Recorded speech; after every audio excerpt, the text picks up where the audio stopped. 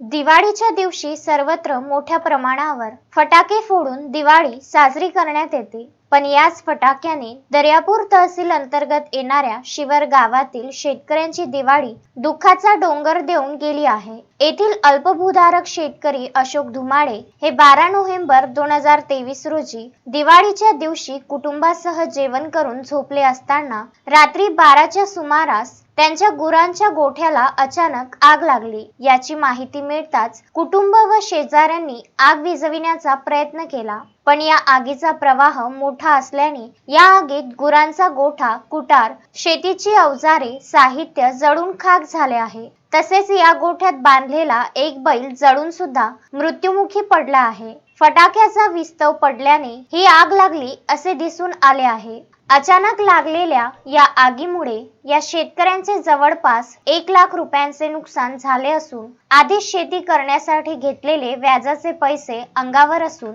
आता गोठ्याला अचानक आग लागल्याने झालेल्या नुकसानीने सदर शेतकरी आर्थिक विवंचनेत सापडला आहे. तरी शासनाने या घटनेचा तात्काळ पंचनामा करून आपत्कालीन निधीतून नुकसान भरपाई द्यावी अशी मागणी शिवर येथील अल्पभूधारक शेतकरी अशोक धुमाळे यांनी केली आहे.